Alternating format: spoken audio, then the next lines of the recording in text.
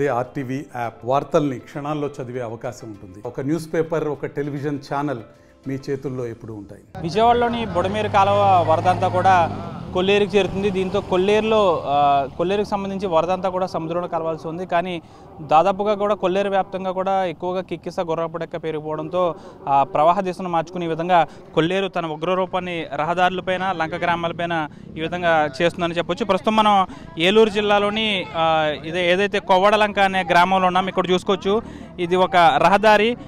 ఈ గ్రామీణ రహదారి అంతా కూడా కొల్లేరు వాటర్ అంతా కూడా గ్రామంలో చేరింది. ప్రస్తుతం ఈ గ్రామం నుంచి బయటికి రావాలంటే ఈ రహదారి గుండానే రావాలి. కానీ దీంతో రహదారి వ్యాప్తంగా కూడా ఈ వరద నీరు చేరిపోవడంతో గ్రామస్తులు అయితే అనేక ఇబ్బందులు ఎదుర్కొంటున్నారు. దాదాపు 7 సంవత్సరాల నుంచి కూడా ఈ విధంగా ఎప్పుడు జరగలేదు, ఇదే మొదటిసారి అంటూ కూడా స్థానికులు ఆందోళన వ్యక్తం చేస్తున్నారు. గతంలో ఎప్పుడు ఉంది ఇలాగా? ఇటువరకే గతం 5 సంవత్సరాల కింద వచ్చిందండి. మాది ఏలూరు జిల్లా మండవెల్లి మండలం కొవ్వాడలంక గ్రామం అండి. మాది కొవ్వాడలంక గ్రామం. కాకపోతే ఇటువరకే గతం ఎన్నో 4-3 సంవత్సరాల కిందట వచ్చింది. ఇంకా అంత కాదు, ఎక్కువగా వచ్చింది. ఇప్పుడు మాకు రొయ్యల చెరువులు, ఇటు చేపల చెరువులు మొత్తం మునిగిపోయింది సార్. మాకు ఇల్లు వాకల్లో మొత్తం కూడా మునిగిపోయి. అయితే ఇవాళ నిన్న వర్షానికి ఒక 4 చనిపోయారు సార్. ఇప్పుడు ఆల్రెడీ పాతేతనకు కూడా మాకు స్థలాలు లేవు. ఇక ఏం చేయాలో తెలియక పరిస్థితుల్లో అలాగ శవాన్ని పెట్టుకుని అలాగే ఉన్నారు. కాకపోతే ఇక గ్రామంలోంచి అలాగే బతుకుతున్నాము. ఒక స్టేర్ మీద ఉండి అలాగ బతుకుతున్నాము సార్.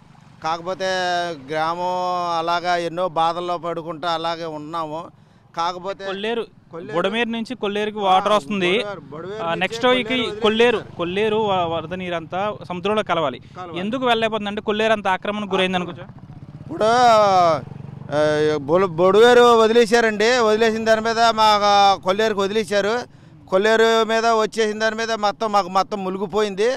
మాకంటే కొల్లేరు కొట్టేశారు, కిందకి వెళ్తలేదు సార్ నీళ్ళు. అలాగే ఇబ్బంది పడిపోతున్నాము. కదంతా ఏదో సాయం చేస్తారని మేము ప్రభుత్వాన్ని కోరుకుంటున్నాం సార్.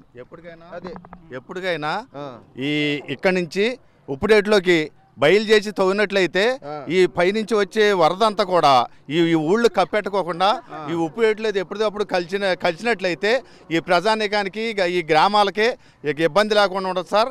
ఇది ఎప్పటికైనా సరే మీ ప్రభుత్వం చేయాలని కోరుకుంటున్నాం. అంటే కిక్కిసా తొలగించాలా లేకపోతే ఆక్రమణలు తొలగించాలా? కిక్కిసే కాదు, ఈ డ్రైనేజీ మొత్తం కూడా తవ్వించాలి.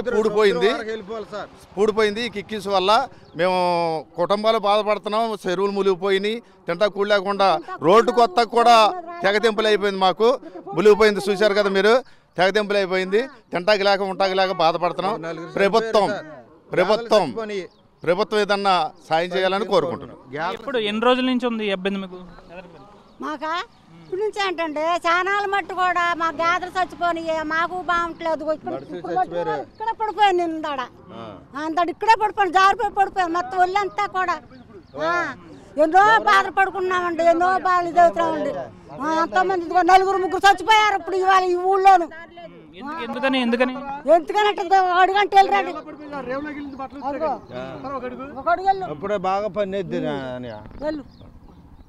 దాదాపు మనం చూసుకోవచ్చు, ఎన్నో ఏళ్ల నుంచి ఇదే సమస్యను ఎదుర్కొంటున్నాం. కానీ ఈసారి మాత్రం బుడవేరు నుంచి ఎక్కువగా వాటర్ అనేది వరద ప్రవాహం ఎక్కువగా రావడంతో దాదాపు గ్రామాలను ముంచివేసింది. ఉప్పుటేరు, కొల్లేరు పూర్తిగా ప్రక్షాళన చేయాల్సిన అవసరం ఉంది.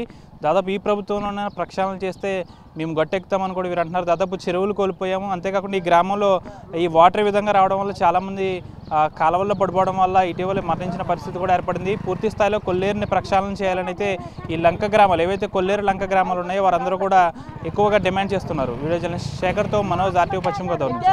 మరిన్ని వీడియోస్ కోసం ఛానల్ ని సబ్స్క్రైబ్ చేయండి. లేటెస్ట్ అప్డేట్స్ కోసం వాట్సాప్ ఛానల్ ని ఫాలో చేయండి. అండ్ లింక్ డిస్క్రిప్షన్ లో ఉంది.